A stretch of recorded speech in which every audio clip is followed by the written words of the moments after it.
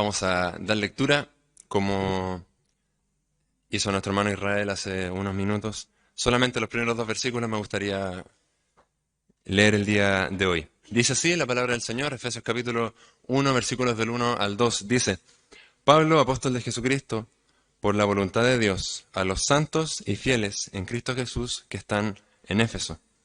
Gracia y paz a vosotros, de Dios nuestro Padre y del Señor Jesucristo. Vamos a tener un minuto de oración y comenzamos.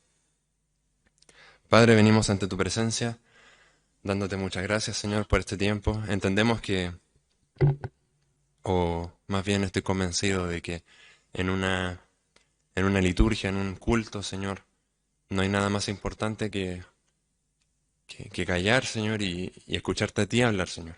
Que escuchar lo que tú tienes que enseñarnos, lo que tú tienes que decirnos, Padre, considerando que siempre la palabra es útil para enseñarnos.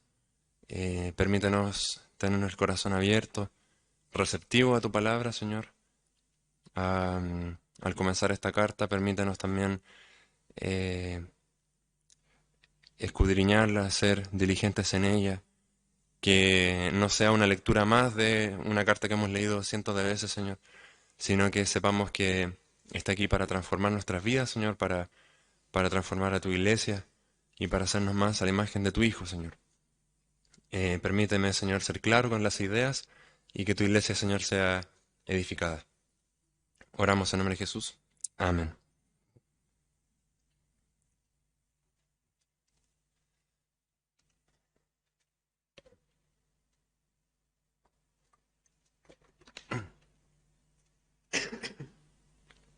Perdón si de vez en cuando se me va a salir una tos, un poquito.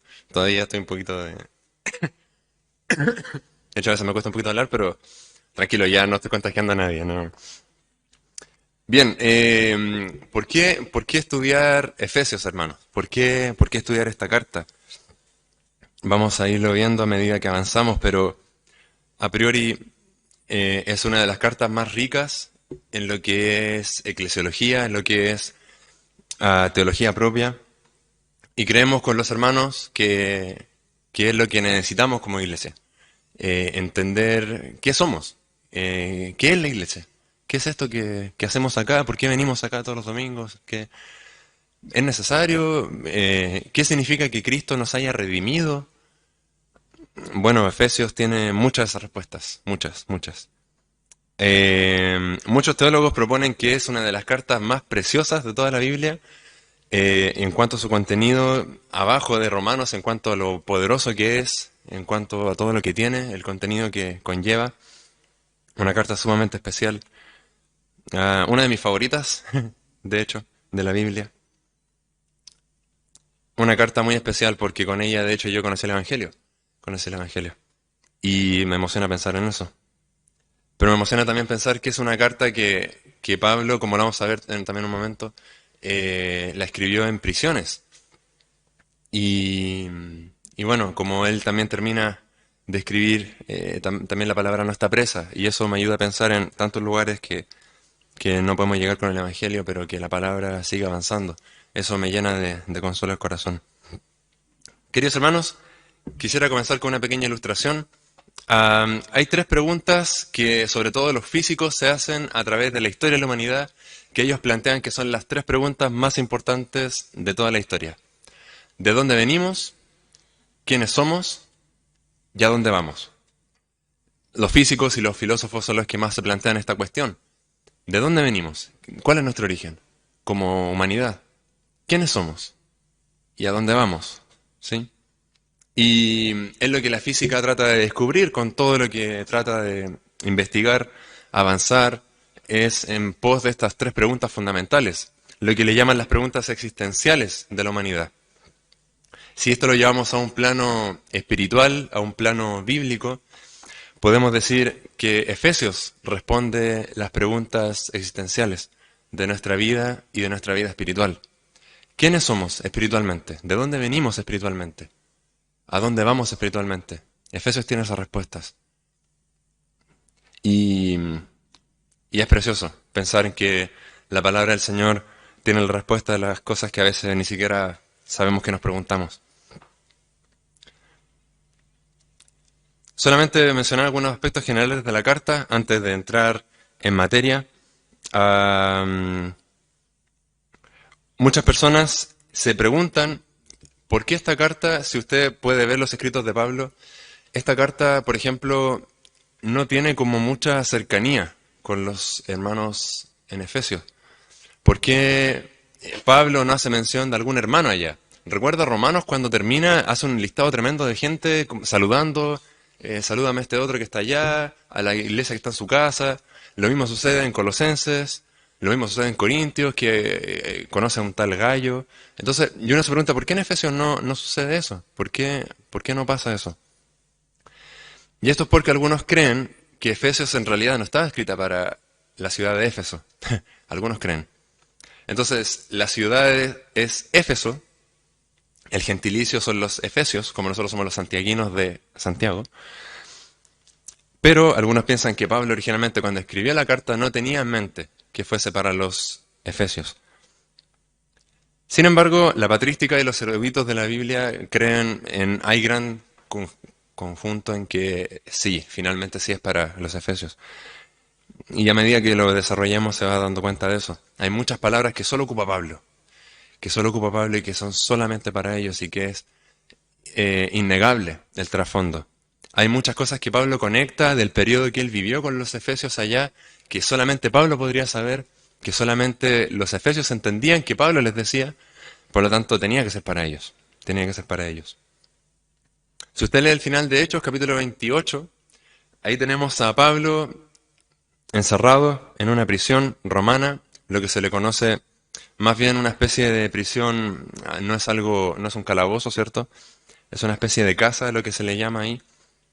Tenía una vigilancia romana, pero él tenía ciertas libertades, y en estas libertades él escribe el libro, perdón, la carta a los Efesios.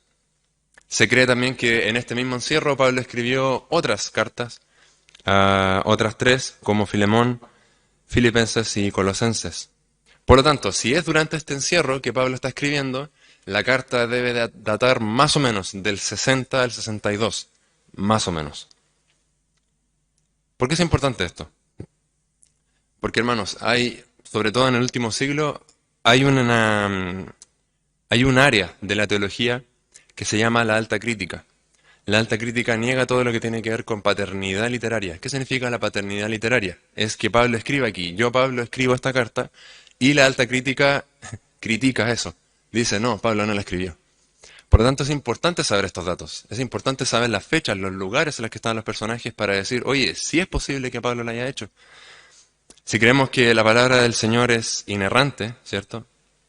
Y que Pablo está ahí escrito porque el Espíritu Santo permitió que eso estuviese ahí, creemos y vamos a defender eso. Como iglesia vamos a enseñar eso. Que Pablo es el escritor. Ahora, escribe la carta a los Efesios, escribe otras tres cartas, le escribe a Filemón, le escribe a los Colosenses, a los Filipenses. Pregunta, Pablo, ya lo dije un poquito antes, pero ¿conocía a los Efesios, sí o no? ¿Los conoce personalmente? Sí que los conoce. Y bastante bien. Por favor, Hechos capítulo 19 en sus Biblias. Hechos capítulo 19.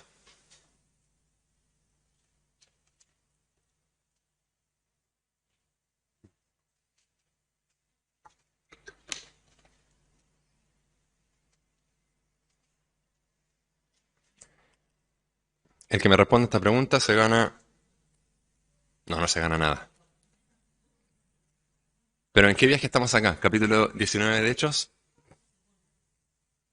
Estamos finalizando, mediados del segundo viaje de Pablo. Mire, Hechos capítulo 19. Dice así la palabra del Señor, versículo 1. Entre tanto que Apolos estaba en Corinto, Pablo, después de recorrer las regiones superiores, vino a Éfeso. Estuvo en Éfeso, al menos sabemos que estuvo, ¿sí? Y hallando a ciertos discípulos les dijo, ¿recibiste el Espíritu Santo cuando creísteis? Y ellos les dijeron, ni siquiera hemos oído si hay Espíritu Santo. Bueno, estuvo en Éfeso y parece que las personas en Éfeso no sabían mucho, no conocían mucho. Pero miren algo muy interesante de Pablo, lo que sucedió acá, en versículo número 10, del mismo capítulo 19 de Hechos, miren lo que dice, lo que hizo Pablo. Así continuó por espacio de 2 años, de manera que todos los que habitaban en Asia, perdón, judíos y griegos, oyeron la palabra del Señor Jesús. En total, se estima que Pablo estuvo unos 3 años en Éfeso, perdón. Pero aquí dice que 2 años, si uno suma el total de tiempo que estuvo, al final fueron unos 3 años que Pablo estuvo compartiendo con ellos. Lo que hizo fue, bueno, le preguntó a estos discípulos si conocían lo que era el bautismo, se dio cuenta que no tenían idea de nada, prácticamente.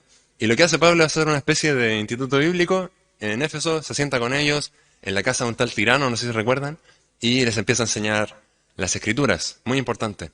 Pablo por 3 años tiene un cariño y una cercanía especial con estos hermanos. Los conoce, sabe quiénes son, sabe quiénes son. Probablemente a muchos de los que ellos están escribiendo les enseñó personalmente Pablo, les enseñó. Tampoco ha pasado mucho tiempo entre que Pablo visitó acá y que ahora está escribiendo. No habrán pasado unos, ¿cuántos? 30 años más o menos, a lo mucho. Por lo tanto, están ahí todavía, están ahí. Entonces Pablo los conoce, funda este instituto bíblico en Éfeso, les enseña por 3 años más o menos, sigue sus viajes y al final de su vida casi, Pablo, antes de ser liberado por última vez, les escribe esta carta. Precioso, ¿no? Acordarse del ministerio que él realizó, ¿cierto? Probablemente uno, no sé, hermanos misioneros como nuestro hermano Mauricio, quizás que viajan por muchos lados, quizás él ni se acuerda, quizás tantas personas que ha conocido, no sé. Pero para los hermanos que ellos reciban una carta de Pablo, wow, se acordó de nosotros, después de tantos años. Qué precioso, qué bonito pensar en eso.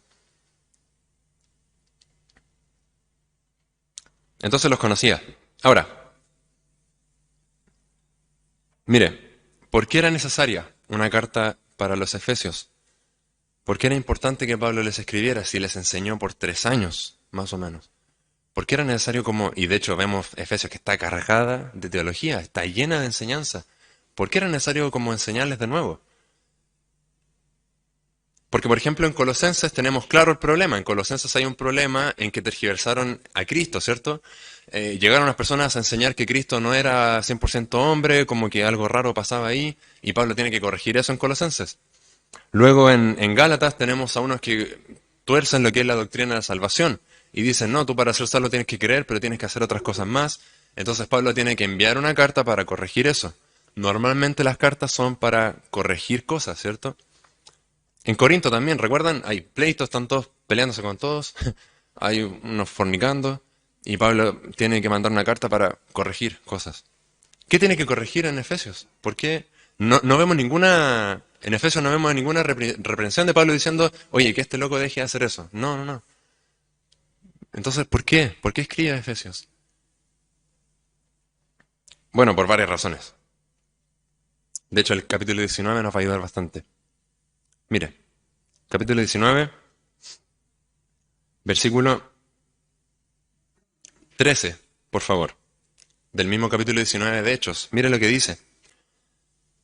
Estamos en Efesios, ¿cierto? Estamos en la ciudad de Éfeso. Dice, pero algunos de los judíos que vivían ahí, exorcistas ambulantes, intentaron invocar el nombre del Señor Jesús sobre los que tenían espíritus malos, diciendo, os conjuro por Jesús, el que predica Pablo. Una locura lo que está pasando acá. O sea, exorcistas ambulantes tratando de sacar demonios. Bueno, hay una cosa extraña ahí pasando. Bueno, ignoremos eso un segundo, avancemos un poquito más. Versículo 15. Perdón, versículo 14. Había 7 hijos de un tal Eseba, judío, jefe de los sacerdotes, que hacían esto. Jefe de los sacerdotes. ¿Qué es eso? ¿Había en Levítico o en Números acaso se instituyó alguna vez un jefe de los sacerdotes? Yo nunca lo escuché, no. Un tal Eseba. Bueno, ya vemos problemas con exorcismos, cosas extrañas. Luego vemos problemas con alguien que está como por encima de los demás sacerdotes. Luego, mire versículo 15. Pero respondiendo el espíritu malo, dijo, a Jesús conozco y sé quién es Pablo, pero vosotros quién sois. Y el hombre en quien estaba el espíritu malo, saltando sobre ellos y dominándolos, pudo más que ellos, de tal manera que huyeron de aquella casa desnudos y heridos. Una locura. Demonios poseyendo personas. Había harto que hacer en Éfeso. Otra cosa más, mire. Versículo 19, por ejemplo. Versículo 19 dice, luego de que se convirtieron algunos, dice, asimismo muchos de los que habían practicado la magia trajeron los libros y los quemaron delante de todos y hecha la cuenta a su precio hallaron que era 50.000 piezas de plata. A ver, estamos hablando de exorcismos, de demonios, de falsos maestros, de magos, de hechicería. Hermanos, una locura. Lo que está ocurriendo en Éfeso es un desastre. Está un desastre en esta ciudad. Y con 3 años de un instituto bíblico no se corrige todo eso. Miren lo que dice un experto bíblico en esto, una teoría que me pareció muy acertada. Él dice, Pablo escribió esta carta a una amplia red de iglesias locales de Éfeso y sus alrededores para reafirmar a los creyentes en su nueva identidad en Cristo, como forma de fortalecerles en su lucha continuada frente a los poderes de oscuridad, lo que leíamos, los demonios, todas esas cosas, para promover mayor unión entre judíos y gentiles dentro y entre las iglesias de la zona, y para estimular una transformación mayor en sus vidas. Clinton Arnold escribe eso. Es interesante. Lo que dice este hombre es que era necesario para Pablo escribir esta carta porque, hermanos, en Éfeso vivían un ambiente tan hostil, estos nuevos creyentes, creyentes bebés, tan nuevos, y salen de la iglesia gozosos porque aprendieron algo nuevo del Evangelio, salen y se encuentran con demonios por acá, demonios por allá, gente exorcizando, falsos profetas por todos lados. Qué duro debe haber sido para ellos, qué duro debe haber sido para ellos. Era necesario afirmarles en la fe con algo contundente, con un plato fuerte de comida. Decirles, hermanos, no se suelten de la doctrina que aprendieron, no se suelten de eso. Y por eso, y como lo vamos a ver, uno de los temas centrales de Efesios tiene que ver con nuestra identidad en Cristo, que es la iglesia. Si entendemos bien quiénes somos delante de Cristo, nos fortalecemos frente a las huestes de maldad, ¿cierto? No por nada Pablo incluye luego el tema de la armadura de Dios al final, ¿cierto? De Efesios. Porque no tenemos lucha contra carne y sangre, ¿cierto? Sino contra huestes de maldad. Todo calza, todo calza. Mucho, hermanos, mucho poder demoníaco en Éfeso, muchísimo. Gente confundida porque no sabe lo que es la verdad, porque ve a gente hacer milagros y dice, pero ¿le creo o no le creo? Y no es muy extraño a nuestra realidad quizás. Y es bueno pensar en eso, que, ok, la carta está escrita para los hermanos en Éfeso, pero en un sentido nuestra realidad, moralmente hablando, para plantearlo de alguna forma, yo no creo que el mundo vaya mejorando, hermanos. No creo que los siglos vayan de bien a mejor. De hecho, creo que es una degradación, creo que vamos cada vez peor. Creo que cada vez, como dice Timoteo, el hombre inventa nuevos males, ¿cierto? Y de alguna manera vemos eso reflejado en la moralidad de nuestros días. Y quizás por eso es tan importante estudiar Efesios, porque nuestra realidad alrededor nuestro es complicada, es difícil. No es fácil ser cristiano acá en Santiago. No es fácil ser cristiano en Chile, ¿cierto? Quizás no luchamos contra demonios o gente con poseídas, no sé. Pero sí luchamos contra personas que si tú les predicas del Evangelio te van a decir que eres un tonto. Importante, ¿no? Entender quiénes somos delante del Señor y que lo que diga el Señor de nosotros es más importante que lo que ellos digan de nosotros. Totalmente. Eso es más o menos un panorama del libro de Efesios. Era necesario pasar por ahí. Y ahora entonces nos preguntamos, ok, entendemos por qué la escribió. Tenía que sostener la fe de estos hermanos nuevos, que luego de unos 3 años tenía que remarcar algunas cosas. ¿Y ahora de qué se trata? ¿Cuál es el contenido de esta carta? Fundamentalmente vemos varios temas. Algunos proponen que el tema central de esta carta es Cristo, que es Él, Cristo. Él es Cristo. Que todo vuelve a Cristo, sobre todo el capítulo 1, que en Él tenemos redención, por su sangre. Sin embargo, como hablé hace un par de semanas, me parece incompleto el tema de solo Cristo. Es correcto, hay un énfasis en Cristo. Pero recuerden que les hablé que no podemos disociar la Trinidad, no podemos fragmentarla. Otros piensan que el tema de la carta de Efesios, el tema principal es el tema de la identidad, de saber quiénes somos en Cristo. Pero de nuevo, estamos dejando a Dios fuera. Ya, somos creyentes, somos hijos de Dios, pero ¿qué hace Dios en todo esto? Yo creo que es importante considerar lo que hace Dios. En una frase, queridos hermanos, la frase que mejor me pareció que abarca toda la temática del libro de Efesios es la obra del Dios Trino en y por su iglesia. La obra del Dios Trino en y por su iglesia. Lo que Él hace en la iglesia y por medio de su iglesia para el mundo. ¿Y por qué es importante hablar del Dios Trino? Algunos ejemplos. Mire, por favor. Capítulo número 1 de Efesios. Efesios capítulo 1.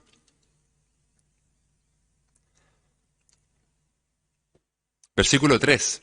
Dice así. Acá hay una especie de alabanza. Mire lo que dice Pablo. Versículo 3. Bendito sea el Dios y Padre de nuestro Señor Jesucristo, que nos bendijo con toda bendición espiritual en los lugares celestiales en Cristo. Ok, está bendiciendo a Dios Padre, ¿sí? Mire en el versículo 5. En amor, habiéndonos predestinado para ser adoptados hijos suyos, hijos de Dios Padre, ¿cierto? ¿Por medio de quién? De Jesucristo, según el afecto de su voluntad. Ok, entonces somos adoptados por Dios, por medio de Jesucristo, según el afecto de su voluntad. Versículo número 13.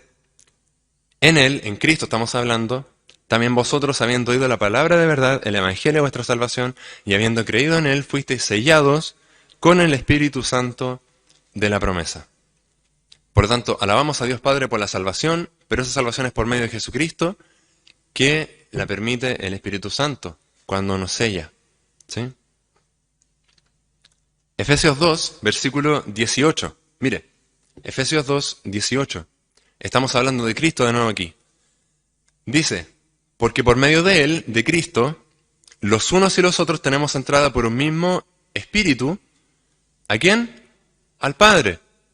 Entonces, por medio de Cristo, todos, extranjeros o judíos, somos hechos en un mismo Espíritu, somos bautizados, llamémoslo así, y tenemos entrada al Padre. Interesante. Otra vez la Trinidad obrando, ¿cierto? Otra vez. El mismo capítulo 2, versículo 22. Nuevamente, vemos la Trinidad. Versículo 22 del capítulo 2. Dice, en quien vosotros, aquí otra vez estamos hablando de Cristo, está implícito Cristo, vosotros también sois juntamente edificados para morada de Dios, Padre, ¿en quién? En el Espíritu. Hermanos, es demasiado insistente para obviarlo. Demasiado insistente. La Trinidad por todos lados. Por todos lados. Capítulo 3. Versículo 14. Mire cómo ora Pablo. Súper interesante.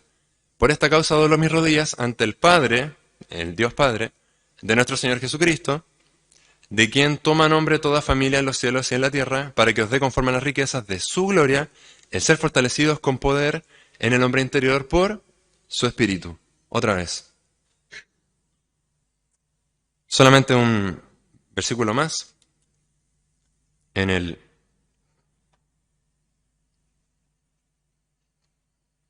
capítulo 5, versículo 18 en adelante. Otra vez vemos obra trinitaria. Hermanos, hay muchos más. Está plagado, pero vamos a ver este en particular. 5:18. No os embriaguéis con vino, en lo cual hay disolución, antes bien sed llenos del Espíritu. Ok, debemos ser llenos del Espíritu. Versículo 19. Hablando entre vosotros con salmos, con himnos y cánticos espirituales, cantando y alabando al Señor en vuestros corazones, dando siempre gracias por todo al Dios y Padre, en el nombre de nuestro Señor Jesucristo. Otra vez. Hermanos, esto es tremendo lo que está enseñando acá. ¿Cómo alabamos al Señor? Alabamos al Dios Padre. ¿Pero cómo lo hacemos? En el nombre de Jesús lo hacemos, siendo llenos del Espíritu. Interesante. En comparación de no estar llenos dice, de embriagarse con el vino. Hermanos, la Trinidad, por todos lados, por todos lados. El tema de la carta es la obra del Dios Trino en y por su iglesia. Ahora, respecto a la iglesia, Efesios ocupa al menos 9 veces el concepto de iglesia. Muy interesante. Lo ocupa como un cuerpo. La iglesia es un cuerpo. La iglesia es un templo. La iglesia es una nueva creación. La iglesia es una esposa, la iglesia está en un lugar celestial, la iglesia es algo santo. Hermanos, cuánta riqueza hay acá. Y cuántas imágenes podemos ver de la iglesia. Y la iglesia es un edificio, capítulo 2. ¿Se ha puesto a pensar en eso? Que hay un pasaje en Romanos que dice que Cristo, que ejemplifica a Cristo como el segundo Adán. Me llama mucho la atención que lo haga así. El primer Adán es el Adán del huerto del Edén, ¿sí? Conocemos al primer Adán, con su esposa Eva. Que ese Adán pecó por transgresión de su esposa Eva. Y de alguna forma, esto me hacía pensar en, si Cristo es nuestro esposo, si nosotros somos su novia, como su iglesia, si Cristo es ese segundo Adán, ¿cierto? Del que se habla, bueno, tenemos que ser una buena Eva y no cometer los errores que cometió la primera Eva.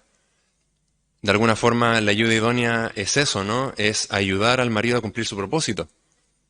Por lo tanto, hermanos, estamos llamados a una gran comisión y debemos obedecer en eso. Debemos obedecer en eso. Nuestro esposo, nuestro novio, nos confió esa tarea. Cristo es el fundamento de la iglesia, capítulo 2 habla de eso. Luego habla de que somos un edificio, Cristo es el fundamento donde todo se construye, sobre eso se pone como un radier, el cual serían los apóstoles y profetas, ellos, sus enseñanzas, lo que ellos enseñaron, y sobre eso están pastores y maestros, que sobreedifican. Y ahí estamos nosotros, la familia de Dios.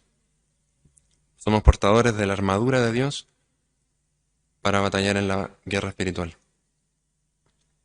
Precioso, ¿no? Precioso. Volvemos al capítulo 1 de Efesios. Vamos a ir viendo todos esos detalles a medida que avancemos en la carta. Por ahora vamos a ver esta salutación de manera muy, muy breve, pero hay varias cosas que decir igual. Por lo tanto, comenzamos con el versículo 1, este tema que lleva por nombre a los santos y fieles. Ese es el nombre, a los santos y fieles. Versículo número 1 dice, Pablo, apóstol de Jesucristo, por la voluntad de Dios, a los santos y fieles en Cristo Jesús que están en Éfeso. En primer lugar, lo que encontramos en este capítulo y versículo 1 es un remitente, Pablo, el apóstol. Este hombre, Pablo, que según tenemos en Hechos capítulo 9, él fue llamado particularmente por Cristo para el ministerio a los gentiles, ¿recuerda eso? A diferencia de los demás apóstoles que tenían un ministerio particularmente con los judíos, Pablo tenía un ministerio a los gentiles. Esto es muy importante destacarlo, porque si fuese otro de los apóstoles escribiéndonos, diciéndonos, gracias pasa a vosotros, hermanos, no era tu tarea hacer eso, en un sentido. Sí era, pero no principalmente. Pero sí de Pablo era. Es su ministerio a los gentiles. Pablo se presenta como el escritor de esta carta y se presenta como apóstol de Jesucristo, muy interesante, por la voluntad de Dios. Por la voluntad de Dios. ¿Qué le dice eso, hermano? Que es por la voluntad de Dios. A mí me dice que nadie puede ser apóstol o pastor o maestro, lo que quiera, por voluntad propia. No somos maestros por nuestra propia cuenta. Tenga mucho cuidado, hermano querido, y quiero ser cuidadoso con lo que voy a decir. No todas, pero me atrevo a decir que el 90% de las iglesias que se dicen ser con apostolado no son iglesias verdaderas, hermano. ¿Por qué? Porque no es de voluntad de Dios. Insisto en eso. No tenemos a Cristo llamándolo directamente a esa persona, ¿cierto? No, ¿cómo puede ser? No puede ser. Pablo fue el último en esa línea. No quiero ahondar mucho en esto porque lo quiero tocar cuando veamos el capítulo 2, pero como iglesia creemos que el ministerio profético y apostólico cumplió su función, ya en su momento dado. Por favor, capítulo 2 de Efesios.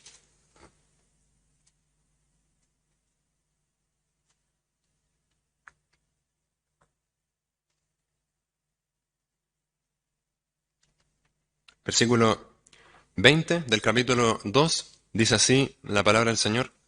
Dice que nosotros estamos edificados sobre el fundamento de los apóstoles y profetas, siendo la principal piedra del ángulo Jesucristo mismo. Hermano, no importa si usted construye un edificio de 2 plantas o de 50 pisos, usted pone el fundamento una sola vez, ¿sí? Solo una vez. No es necesario ponerlo nuevo. De hecho, es un error poner de nuevo un piso tan grande más arriba. Es muy pesado. Y dice que ese piso son los apóstoles y los profetas.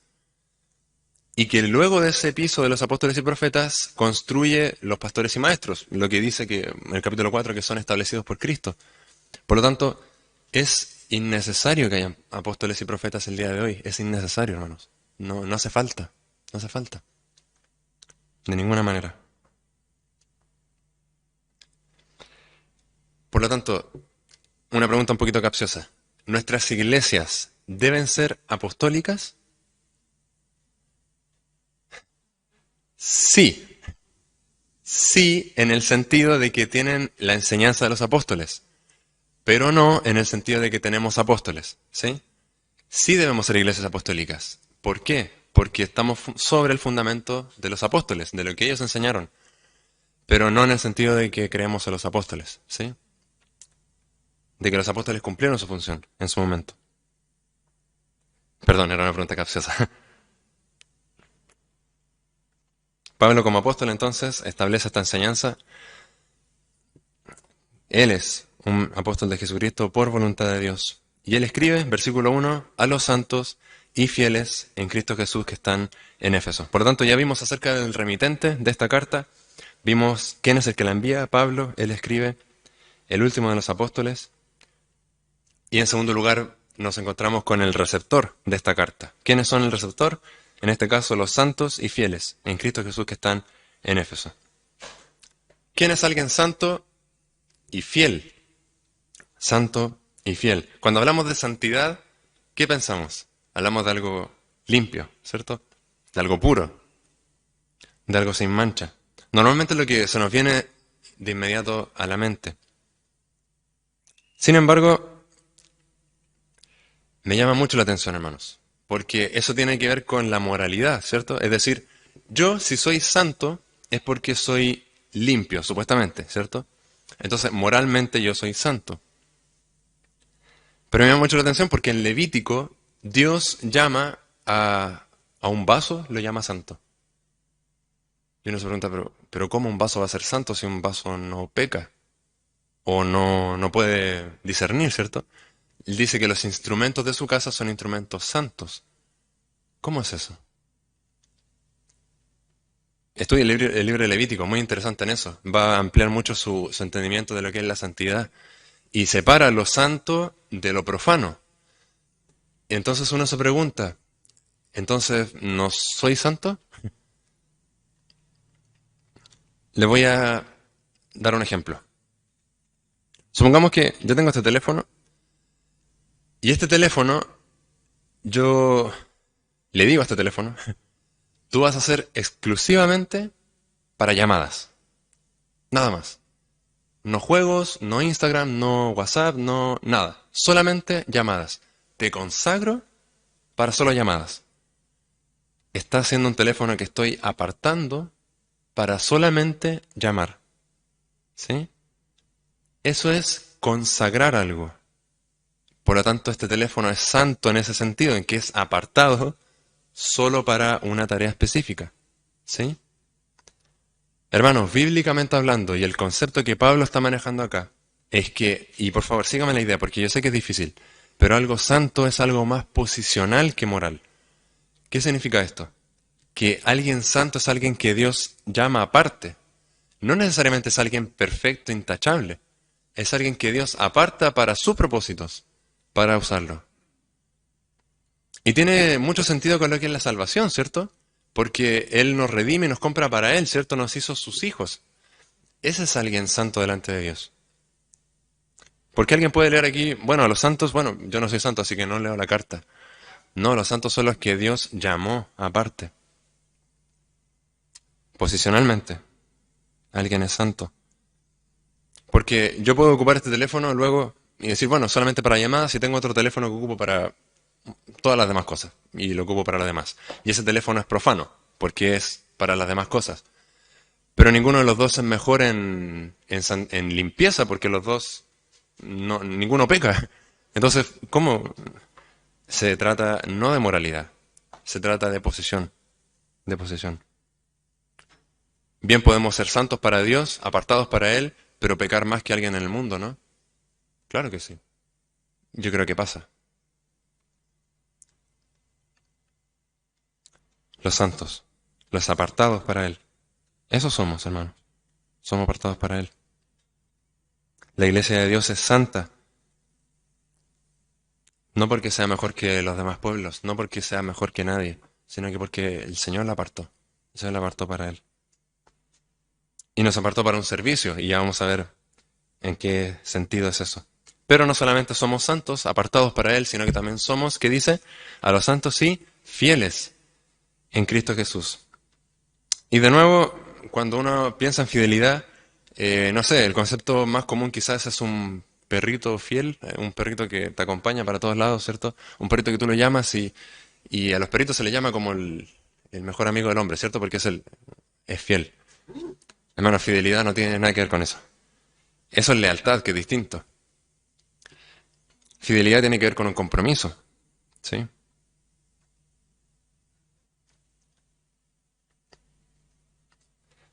Cuando uno hace un compromiso matrimonial y uno se casa, dice que le promete fidelidad a su cónyuge, ¿cierto? ¿A qué se refiere con que se promete fidelidad? ¿En qué sentido? Porque al tiro pensamos en adulterio, ¿cierto? Pensamos en... No, no. ¿Pero a qué se refiere con fidelidad? Voy a ser fiel a ti. Se refiere a que hay un pacto de por medio. Hermanos, esto es súper importante. Uno cuando está siendo fiel con otra persona, no está siendo fiel a la persona, está siendo fiel al pacto que tiene con esa persona. Porque se comprometió con algo, firmó algo, ¿cierto?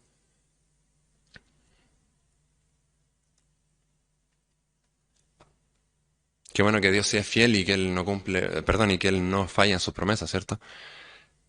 Nosotros somos los infieles. Pero muy interesante la raíz acá cuando habla de fidelidad, es la misma de la palabra creer. ¿Cuál es la idea? Que tú seas persistente en tu fe. Que lo que tú creíste cuando llegaste al Evangelio sea lo mismo que tú crees hasta el día que Cristo vuelva. Eso es. Por eso habla de los fieles. Y tiene sentido con la santidad también. Si somos apartados para Él es para que permanezcamos en Él. De hecho, ¿sabe cómo era el primer dicho a los cristianos? Antes incluso de que nos llamaran cristianos, antes incluso de que nos llamaran los del camino, que dicen hechos, hay unos más antiguos, que es los creyentes. Los creyentes porque depositaron su fe en alguien. Eso somos nosotros. Antes de que viniera Canut de Bon y que nos pusieran canutos, éramos los creyentes en alguien. Esa, esa creencia, hermanos, eso es alguien, esos son los fieles. Porque uno bien puede decir, no, yo creí en el Evangelio, creí en el Señor hace varios años atrás y deposité mi fe en Él, pero ahora, ¿qué hago con mi vida? Por eso habla de los fieles, es esa fidelidad de uno de creer en el Señor, hoy deposito mi fe en Él y persisto en esa fe, continúo en esa fe, día a día. Por eso Hebreos habla de que vivimos por fe, no por vista. Por eso caminamos por fe. La iglesia verdadera de Cristo, hermanos, como está saludando Pablo, es una iglesia santa, apartada para Dios, es una iglesia que persiste en su fe.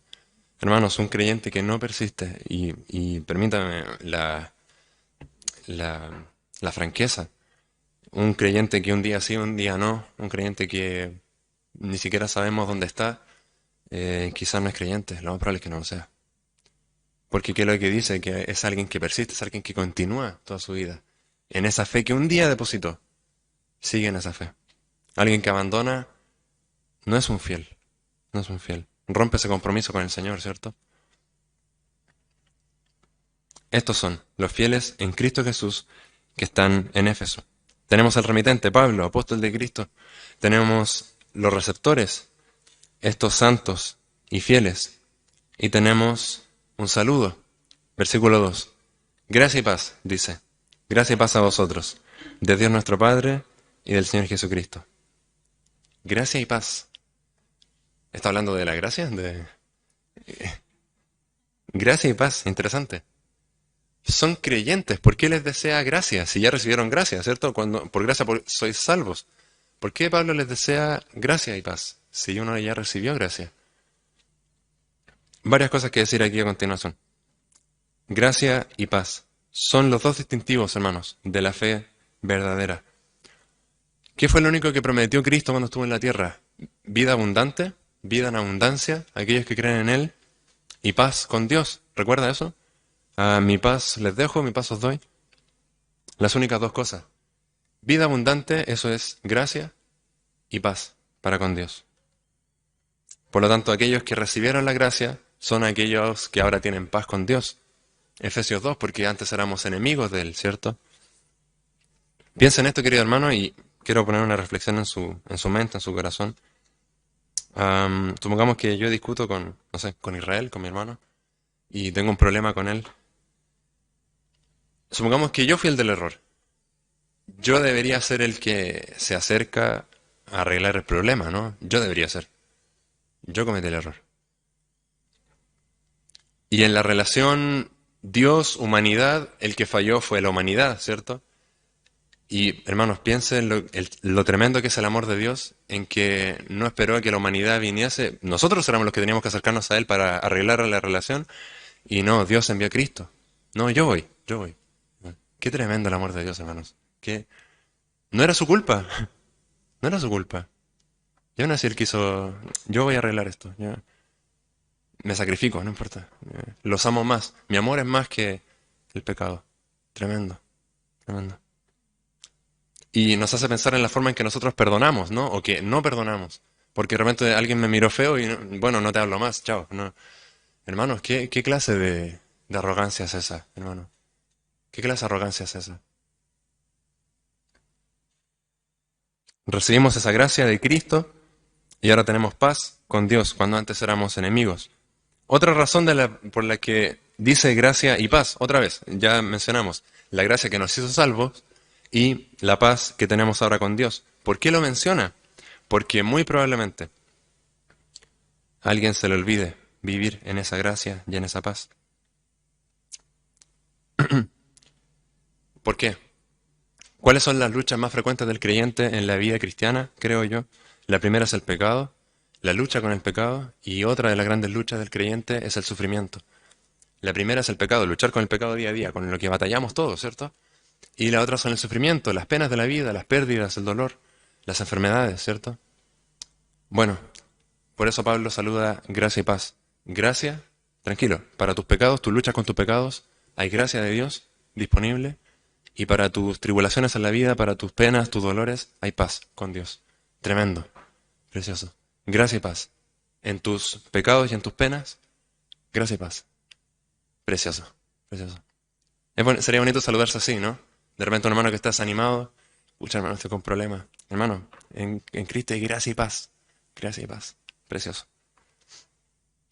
Otras cosas que podríamos añadir, y esto me pareció excelente cuando lo descubrí, yo no tenía idea de esto.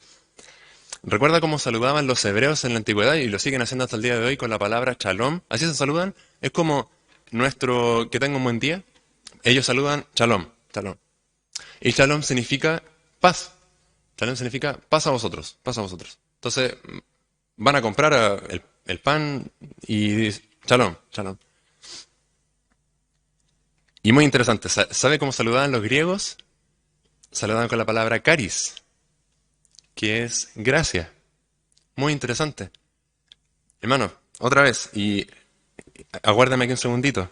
¿Qué está haciendo Pablo? Está juntando un saludo griego con un saludo hebreo, el shalom, con el caris. Gracia y paz. ¿Por qué? Porque en la iglesia hay judíos y hay griegos. Y es lo que Efesios enseña de principio a fin. Es lo que Efesios recalca siempre. Que la iglesia no es de los chilenos solamente. No es de los blancos, no es de los que hablan español, no es de los que... No, hermanos. Es universal, es para todos. Gracia y paz. Para todos hay salvación. Qué precioso, hermano. Qué tremendo. Había mucho en este gracia y paz. Había mucho que decir. Gracia y paz a vosotros. ¿Y de quién viene esa gracia y esa paz? De Dios, nuestro Padre. No es mi Padre. Pablo nos está diciendo, no es Dios mi Padre. Es nuestro. Somos uno. Eso es Efesios, hermano. Eso es Efesios. lo que dice Colosenses es que él rompió esa pared intermedia que había entre judíos y gentiles y hizo de todos un pueblo. No hay chilenos y peruanos y argentinos y haitianos. Somos todos una iglesia. Somos todos la iglesia de Cristo. ¿Para qué? Para que nadie se gloríe y diga, no, pues yo soy gringo, yo tengo más poderes que ustedes, hermanos. Somos todos iguales en la iglesia del Señor. Qué tremendo. Gracia y paz a vosotros, de Dios nuestro Padre y del Señor Jesucristo. Una vez más, pensemos en los efesios, luchando con todas estas cosas, con misticismo, con brujería, con magia. La gracia y paz del Señor está con ustedes. La paz del Señor está con ustedes. Para finalizar, estuve leyendo la historia de una señora, y esto lo robé de otra predicación, de una señora que tenía mucha riqueza. Es una señora que trabajó muchos años y guardó riqueza mucho tiempo. La fue atesorando, la guardó en los bancos. Y cuando tenía necesidades, la señora nunca usó esto, porque decía, no, yo quiero acumular más, acumulo más, acumulo más, acumulo más. Entonces, llegó una instancia, esto es una historia verídica, en la que uno de sus hijos tuvo un accidente grave en una de sus piernas y tenía que pagar una operación. Sin embargo, la señora no, dijo, no, vamos, y estuvo buscando por todos lados a alguien que la atendiera gratis para no gastar sus ahorros. Buscó como loca por todos lados. No lo encontró, al hijo tuvieron que amputarle la pierna, porque no quiso sacar de ese tesoro que tenía. Hermanos, Efesios es ese tesoro que tenemos. Efesios es un tesoro inagotable de riqueza. Y de repente lo tenemos ahí. Y lo leemos y es como, bueno, sí, tenemos todas las bendiciones en Cristo. Hermanos, venga los domingos, participemos, escudriñemos las Escrituras. ¿Qué es la iglesia del Señor? Ya hemos visto algo en 2 versículos solamente. Estemos sacando ese tesoro día a día para que no suframos pérdida. ¿Sí? Oramos.